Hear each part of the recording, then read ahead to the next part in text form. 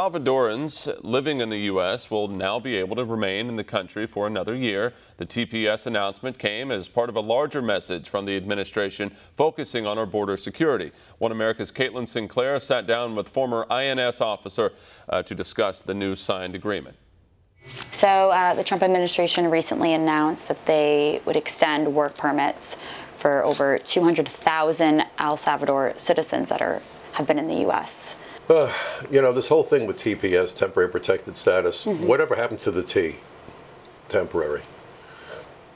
We do this out of humanitarian concern. You know, for all the talk about how it's heartless, how we enforce the immigration laws, I want to start out by reminding everybody that our laws don't tell us who to keep out, but who to allow in.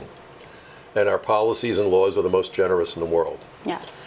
Now, what I find amazing is that when there's a catastrophe, we will say to people, you don't have to go home to the catastrophe. There was a revolution, there was an earthquake, there was a volcano, there was a tsunami. But something dawned on me. When I raise this issue, everyone perks up. Why do we have construction workers getting TPS in the United States? Because if there's been a natural disaster, shouldn't they be back home rebuilding their countries instead of putting roofs on houses in Brooklyn and Queens? So this whole notion that the solution to all of the world's problems starts and ends with, and so we let them come to America. America is a lifeboat. Right. If you overwhelm a lifeboat, it capsizes, and then what happens? We sink. We sink, and we are. Wages are down. Gang members are flooding into the country. Why are we doing this? I mean, that's my question for the administration. Why are people so shocked when you remind them what the T stands for? Temporary. Yep. Why has this turned into such a permanent thing?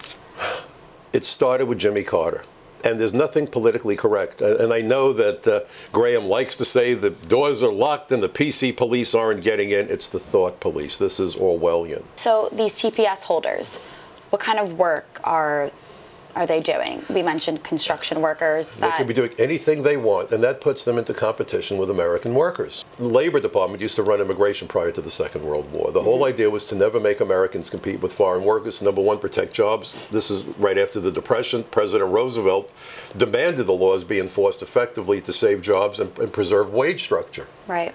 So what we've done is to flood the labor pool with lots of people who are desperate to take jobs. Not that Americans won't do, but that won't do for the wages that they're being offered. You know, the meatpacking industry back in the 80s paid almost 18 to 20 an hour.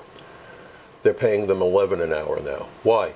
The industry became inundated with illegal aliens willing to work for subprime wages under substandard conditions. So across the board, this overwhelming desire for an unlimited supply of cheap labor, foreign students, foreign tourists, and for the immigration lawyers in Congress, both parties, an unlimited supply of clients for immigration law firms. This is a huge industry.